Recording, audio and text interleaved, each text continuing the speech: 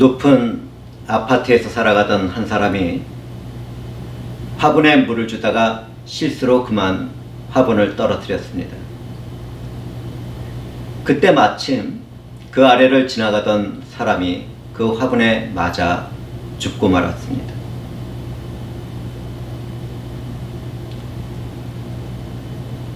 또 한 의사는 간단한 수술을 위해서 찾아온 환자를 마취시켰는데 그만 실수해서 그 환자가 잠에서 깨어나지 않고 죽고 말았습니다.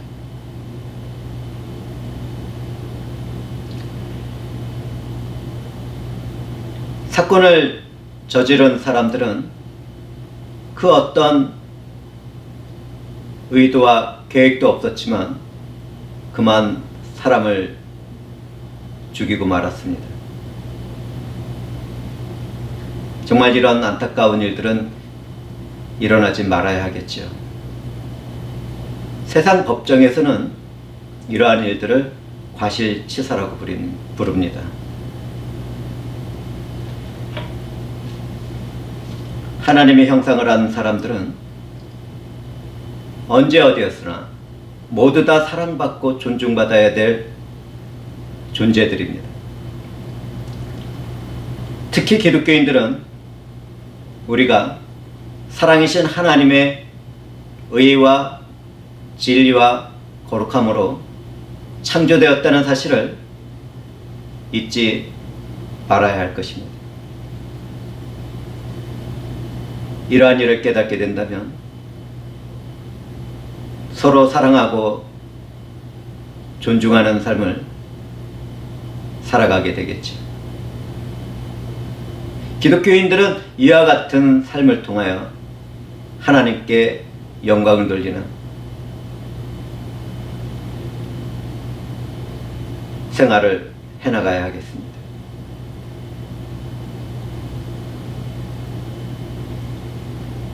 하나님은 약속된 가나안 땅을 정복하고 각 지파별로 땅을 분배하게 되었을 때 이스라엘 백성들에게 도피성을 지정하도록 명령하셨습니다. 도피성 제도는 그 어떤 의도와 계획도 없었지만 우연한 일이나 실수와 같은 일들로 살인하게 된 사람이 보수자의 손에서 도망쳐서 살 수 있도록 은혜를 베풀어주는 제도입니다.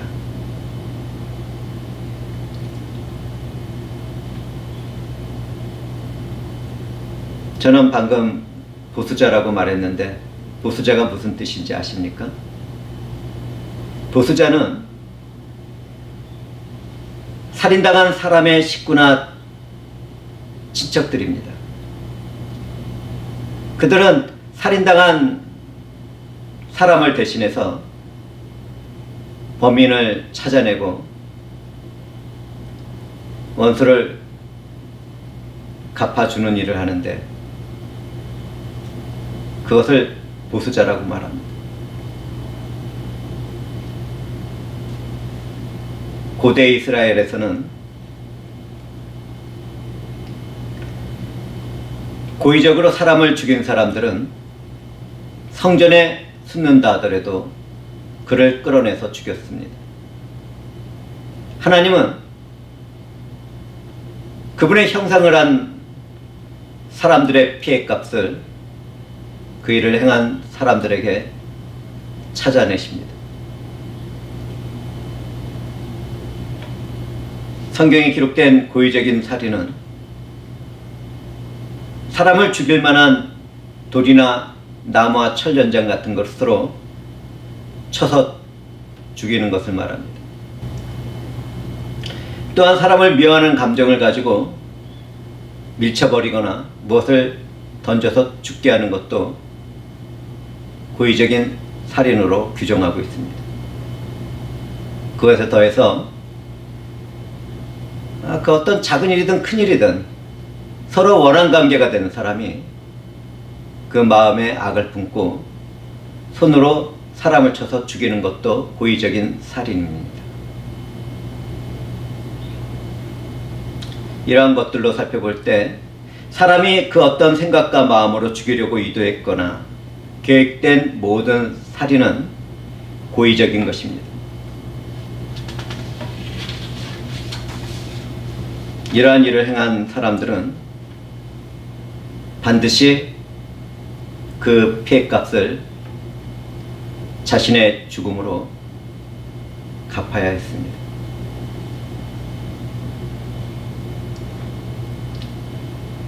저는 여기서 잠시 말씀을 돌려서 생각해 보는 시간을 갖도록 하겠습니다. 예수 그리스도 안에서 살아가는 우리들은 순간적인 충동이나 분노가 내 생각과 마음에 자리 잡지 않도록 주의해야 하겠습니다. 우리는 예수 그리스도 안에서 살아가는 사람들에게 그 어떤 정죄도 없다는 사실을 알고 있는 하나님의 백성이며 자녀들이기 때문입니다. 만약 내가 지나간 어떤 일에 대해서 용서를 하지 않고 있다면 내가 예수 그리스도 안에서 살아가고 있는 사람인지 심각하게 생각해 보아야 할 것입니다. 어떤 사람이든지 지나간 어떤 일에 대하여 용서하지 않거나 집착하거나 생각이나 마음에 그 일을 두고 있다면 그 사람은 사탄에 유혹되어 있는 것입니다. 사탄은 예수 그리스도 안에서 살아가는 사람들을 직접 지배할 수 없지만 그와 같은 함정에 늪을 파놓고 그 안에 빠져들도록 일을 합니다.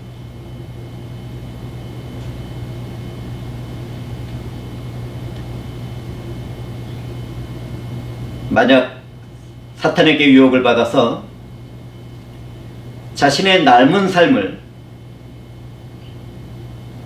그에게 내어주게 되었다면 그 사람은 어떻게 되겠습니까? 예수의 사랑 안에서 과거의 일이 용서되지 않고 씻어지지 않는다면 이 세상의 삶에서도 불행할 뿐만 아니라 백부자 심판대 앞에서도 그 일에 대하여 해명해야 할 것입니다. 그렇게 두렵고 떨리는 일을 만나서는 안 되겠죠.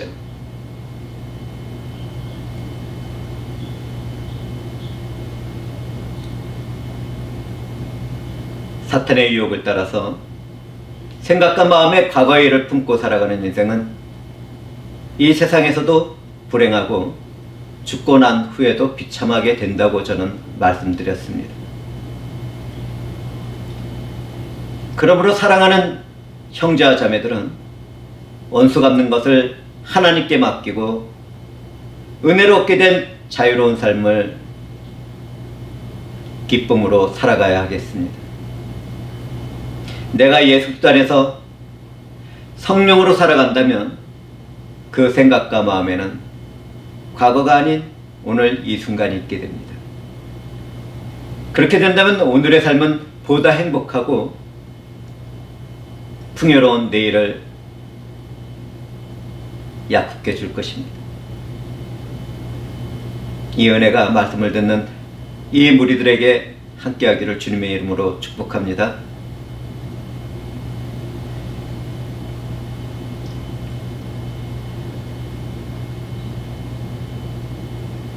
저는 다시 한번 중요한 일이기 때문에 방금 전한 말씀을 강조하면서 전하려고 합니다.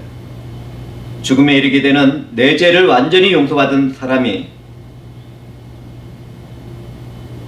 다른 사람을 용서하지 못한다면 어떻게 되겠습니까? 우리는 주님의 가르침에서 다른 사람을 용서하지 않는 사람은 하나님으로부터도 용서받을 수 없다는 사실을 배우게 됩니다. 예수 그리스도 안에서 구원의 은혜를 받고 새 생명이 된 사람들은 사탄이 파놓은 과거의 늪에 절대로 빠지지 않습니다. 자기 자신에게도 숨은 허물과 죄악이 있음에도 다른 사람을 정죄하고 판단하는 삶을 살아서는 안 되겠지요. 죄의 용서를 받고 새 생명으로 거듭난 성령의 사람들의 마음에는 오늘이 있을 뿐입니다. 귀가 있는 회중들은 성령이 하시는 말씀에 영적인 귀를 기울이고 들으시기 바랍니다.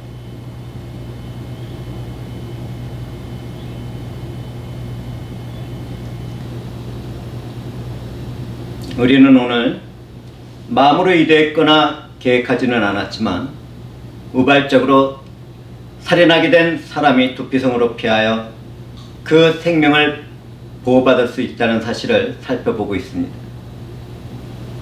우리를 창조하신 하나님은 인간의 연약함을 아시고 그 삶의 피난처를 제공해 주시는 분입니다. 모든 사람은 하나님의 형상을 따라 지음을 받은 귀한 존재입니다. 하나님은 고의로 다른 사람을 죽이는 일을 금지하셨습니다. 그렇지만 아무런 악한 의도와 계획도 없이 사람을 죽게 한 경우에는 부당한 처벌을 당하지 않도록 은혜를 베풀어 주셨습니다. 우리는 이 일에서 하나님의 공의와 사랑을 발견하게 됩니다. 진정 우리 하나님, 공의와 사랑이 풍성하신 분이십니다. 살인은 의도하고 계획되었든지 연약한 인간이기에 실수와 우연한 사건으로 되었든지 하나님 앞에서 범죄한 것입니다. 그렇기 때문에 마음으로 원하지도 않고 계획하지도 않은 살인이라 하더라도 그 일을 범한 사람은 자기가 살던 고향을 떠나서 재판을 받고 대제사장이 죽을 때까지 두피성에 피해야 했습니다. 우리는 일시적인 두피 생활을 통해서 죄값을 치르도록 하지만 생명을 보호하시는 하나님의 공의와 사랑을 절대로 잊지 말아야 하겠습니다.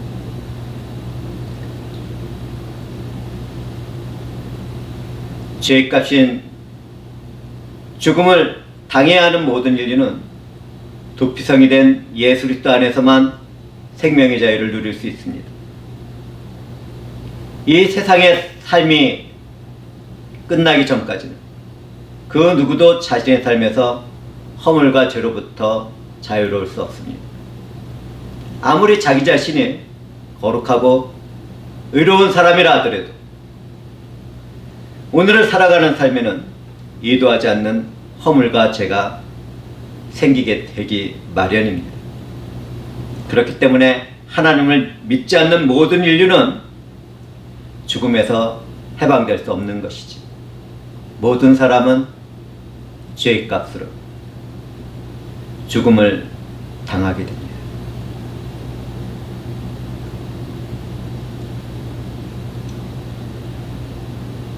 우리 주 예수 그리스도는 죄의 값으로 죽을 수밖에 없는 연약한 인생들을 위하여 두피성이 되어 주셨습니다. 누구든지 내 죄의 값을 대신 갚아주는 예수를 믿게 된다면 그 사람은 죽어도 영원한 생명으로 부활하게 됩니다. 이 은혜가 말씀 가운데 있는 이 무리들에게 임했습니다.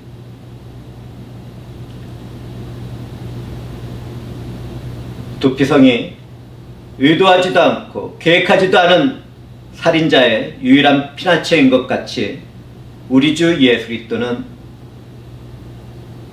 모든 죄인의 유일한 피난처이십니다.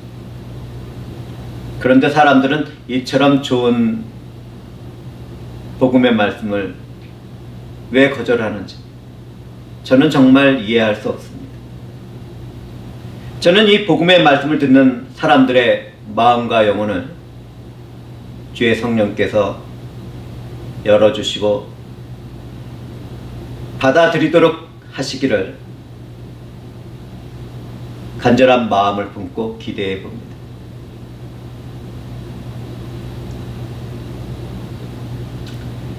도피성 제도는 모압 평지에서 모세를 통해서 2번 언급되었습니다. 한 번은 하나님이 모세에게 자세히 설명해 주신 것이고, 또 한 번은 그 말씀을 들은 모세가 백성들에게 설명을 한 것입니다. 도피성은 요단강 동쪽에 3군데, 서쪽에 3군데가 있었습니다. 요단강 동쪽에 지면된 도피성은 모세에 의해서 정해졌고, 서쪽에 지명된 도피성은 여호수아에 의해서 지명되었습니다. 모두 다 합하면 6개의 성읍이 되는 것이죠. 어떤 신학자들은 도피성의 이름으로 예수 그리스도를 설명하고는 합니다. 잘 살펴보면 사실 은혜가 되는 말씀이기 때문에 저는 회중들하고 함께 나누려고 합니다. 도피성 게네스는 거룩한 곳을 뜻하며 거룩한 성전이 되신 우리 주 예수 그리스도를 예표합니다.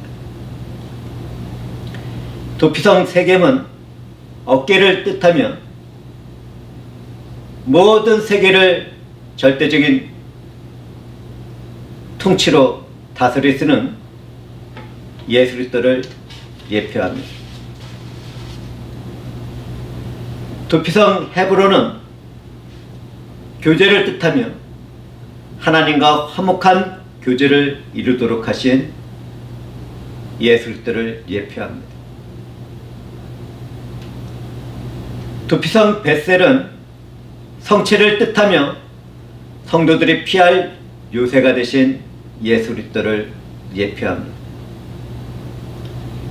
도피성 라못은 높은 곳을 뜻하며 성도들로 하여금 높은 곳에 앉게 하시는 예수 그리스도를 예표합니다.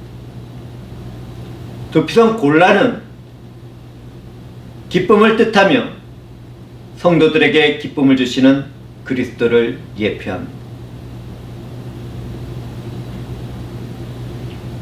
사랑이신 하나님은 도피성 제도를 통해서 그분의 공의와 사랑을 성취하신 예수 그리스도를 바라보도록 하고 있었습니다.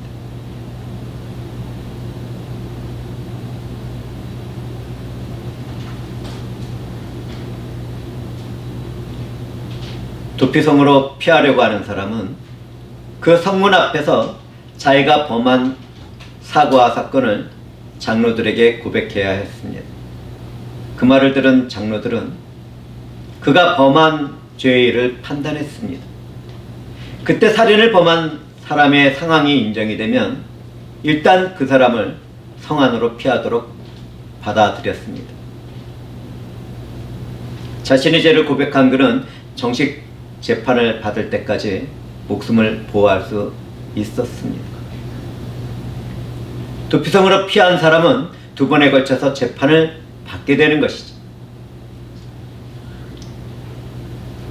이어서 정식 재판에서 고의적으로 살인한 죄가 드러나는 사람은 피해 보수자의 손에 넘겨서 죽도록 했습니다.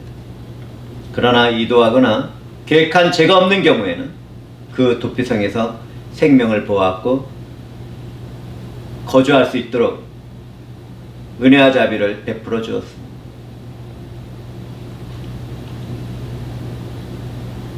우리는 이러한 일들을 통해서 죄값으로 죽을 수밖에 없는 사람들이 자신의 죄를 고백하는 회개 자리로 나와야 한다는 영적인 일을 발견하게 됩니다. 누구든지 자신의 허물과 죄값으로 영원히 죽을 수밖에 없게 되었다는 것을 깨닫게 되었다면 예수 그리스도 앞으로 나가서 그 모든 일을 고백해야 할 것입니다.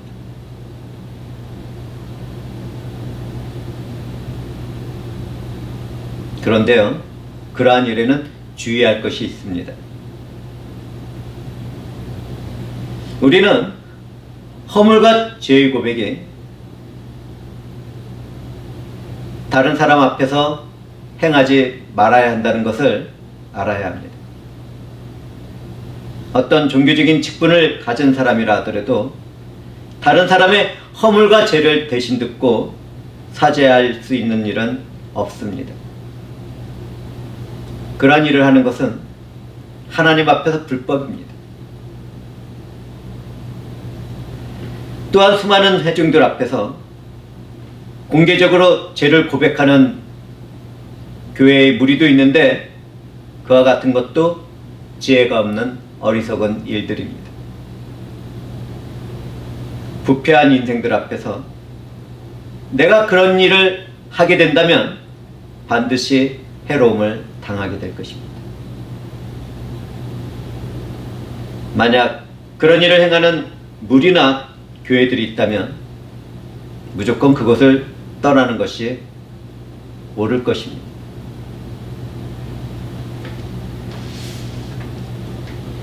내 죄를 용서받는 죄의 고백은 오직 우리 주 예수 그리스도께 드리고 그 안에서 해결받아야 하겠습니다. 그런데 이러한 일에도 영적인 질서가 존재합니다. 그리스도의 보혈을 믿음으로 영원한 생명을 얻는 일에는 하나님의 말씀에 순종하는 일과 성령의 인도를 받아야 하는 일에 반드시 따르게 됩니다. 참된 구원에는 성령의 역사를 따라 말씀에 순종하면서 맺어지는 성령의 열매가 반드시 있게 되는 것입니다. 그렇다면 내게는 어떤 성령의 열매가 맺어지고 있습니까?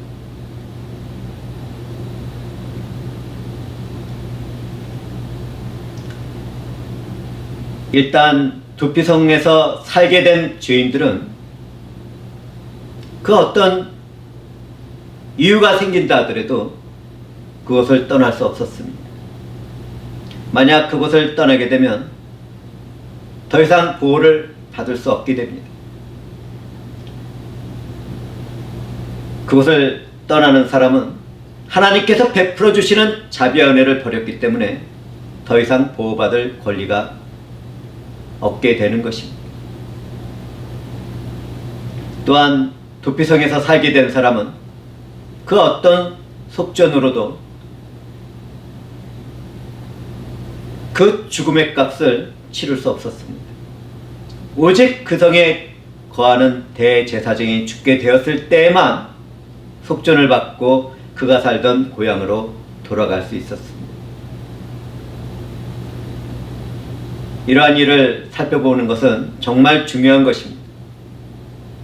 대제사장의 죽음이 죄를 범한 사람의 속죄물에 효력이 있다는 사실을 우리는 이 일에서 발견하기 때문입니다. 이러한 것으로 볼 때 하나님이 세우신 도피성 제도는 모든 인류의 죄를 단번에 대속하신 예수들을 예표하는 제도였습니다. 누구든지 예수 그리스도를 구원의 주라고 믿는 사람들은 영적으로나 육체적으로도 그 생명을 영원히 보장받게 되는 것입니다. 이 모든 일을 우리들의 삶에서 성취하고 역사하시는 삼위일체 하나님의 공의와 사랑은 얼마나 존귀하며 아름답고 영광스럽습니까?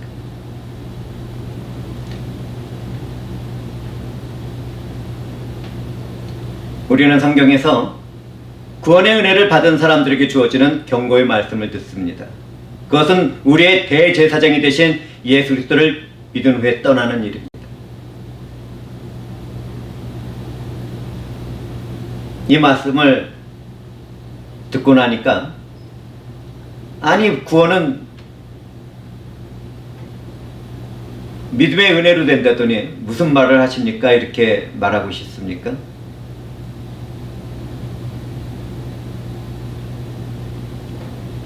참되게 구원받은 사람은 절대로 예수 그리스도나 그분의 복음에서 떠나지 않습니다.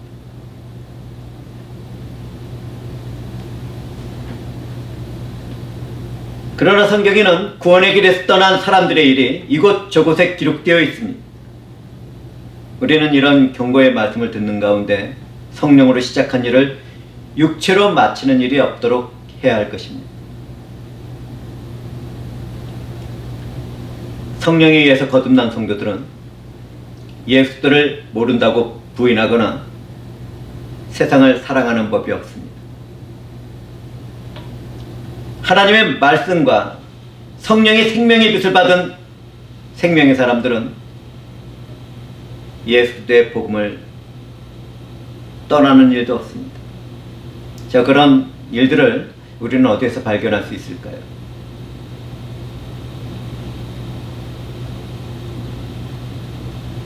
사탄이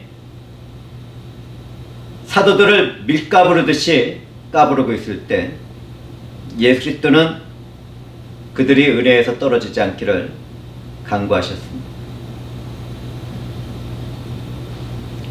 그 은혜를 받은 베드로 사도는 예수 그리스도를 저주하며 모른다고 부인했지만 그 죄를 용서받고 부활하신 예수 그리스도 안에서 그분의 양들을 먹이고 보살필 수 있는 은혜로 회복될 수 있었습니다. 참되게 구원받은 사람들은 다 그와 같이 은혜에서 떠나지 않게 되는 것입니다.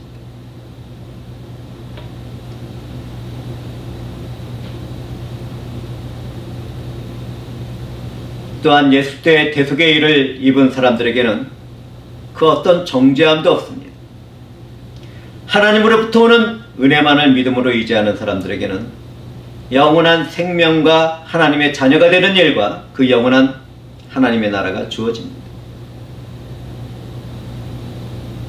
그러나 종교적인 열정 가운데 내가 어떤 일을 해서 구원을 받으려 하거나 또는 내 믿음과 결단이 구원을 이루게 되리라고 생각하거나 믿게 된다면 그 일에는 반드시 멸망과 영원한 죽음이 선언될 것입니다.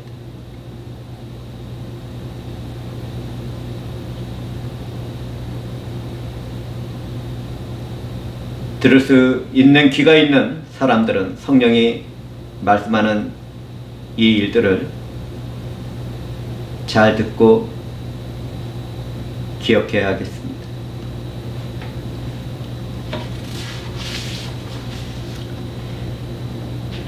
우리는 나의 죄에 대한 죽음의 값을 대신 치르고 부활하신 예수 그리스도의 은혜 안에서 살아가는 성도들입니다.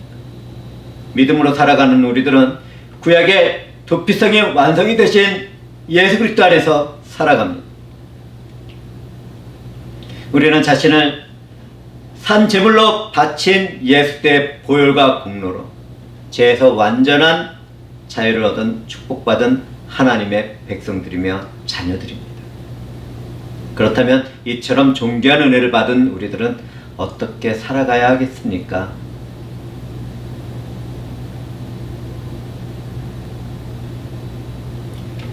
예수 그리스도 안에서 살아가는 성도들은 그분의 사랑을 품고 다른 형제와 자매들 뿐만 아니라 이웃들도 용서하며 사랑으로 모든 허물과 죄를 덮어주는 삶을 살아가야 합니다. 그렇게 살아가는 것은 정말 쉽지 않다는 것을 저도 잘 압니다. 그렇지만 우리는 그렇게 살아가야 합니다.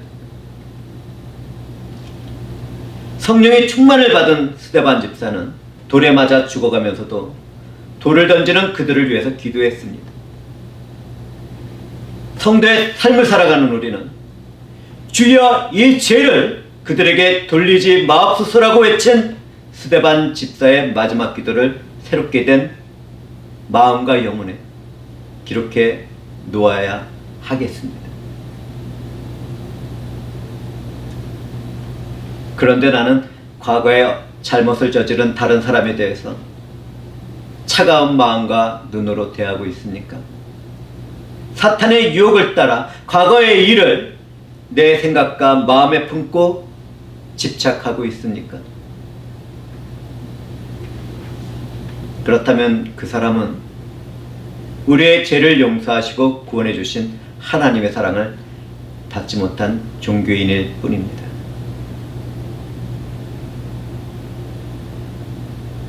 죄를 범한 죄인들은 그렇게 멸망을 받아야겠지만 하나님의 사랑과 은혜를 받은 사람들은 그런 일들로 통해서 멸망받아서는 안 되겠습니다.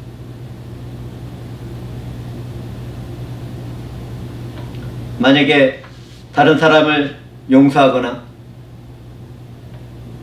그 허물을 사랑으로 덮지 못하게 된다면 그 인생은 이 세상에서도 불행하게 되고 죽음 이후의 삶에서도 비참하게 될 것입니다. 저나 사랑하는 형제와 자매들은 절대로 그렇게 되어서는 안 되겠지요.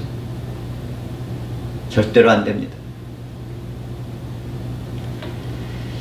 우리는 도피성 제도를 통해서 의도하지 않은 허물과 죄를 범한 사람들의 생명을 보호했을 뿐만 아니라 잘 살아갈 수 있도록 거처할 곳도 제공해 줬다는 것을 발견하게 됩니다. 그처럼 우리 주 예수 그리스도는 십자가의 대속의 죽음과 부활로 우리를 용서하시고 구원하셨습니다. 주님은 그 후에 성령을 보내주시고 오늘도 우리들의 삶을 지키시고 인도하고 계십니다. 우리 주 예수 그리스도는 구원이 완성되는 그날까지 성령으로 보증하시고 인치셨을 뿐만 아니라 하나님과 화목된 영적인 교제 안에서 살아가도록 역사하고 계시는 것입니다.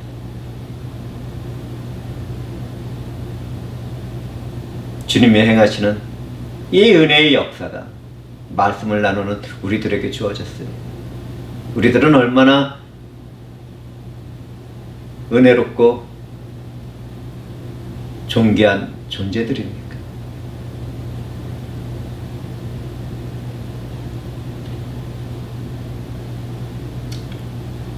그렇다면 이 은혜와 사랑을 받은 우리들은 어떻게 살아가야 하겠습니까?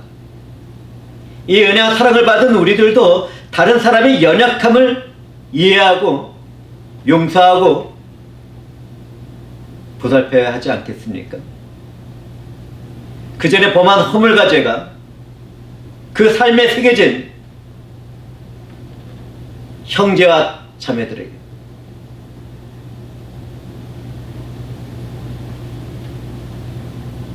우리가 사랑으로 대하고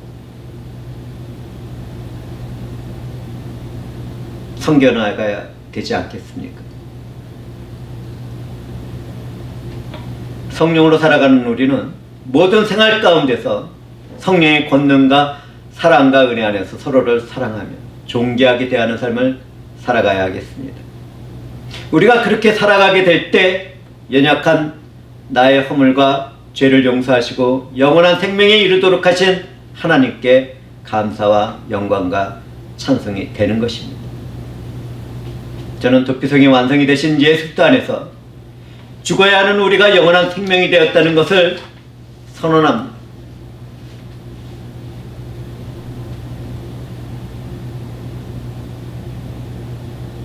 우리는 우리의 은혜와 사랑이 되신 예수 그리스도 안에서 영원한 생명을 얻고 영원한 자유를 누리게 되었습니다. 이제 저는 이러한 고백 가운데 로마서의 9절을 읽어드리며 설교를 마치도록 하겠습니다. 그러므로 이제 그리스도 예수 안에 있는 자에게는 결코 정죄함이 없나니 이는 그리스도 예수 안에 있는 생명의 성령의 법이 죄와 사망의 법에서 너를 해방하였음이니라. 이 말씀이 말씀을 나누는 이 무리들에게 임했습니다.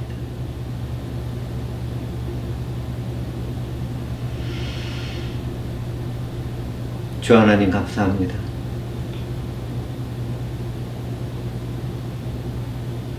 주의 성령께서는 오늘 주어진 말씀 안에서 순종의 삶을 살아가요.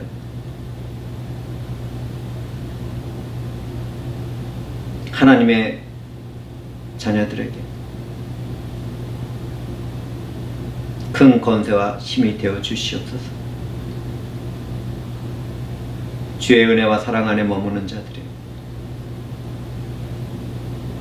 이 세상에 영원한 생명을 전하는 사랑이 되겠나이다.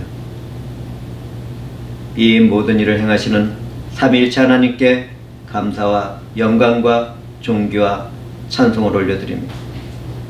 나사렛 예수의 이름으로 기도하옵나이다. 아멘.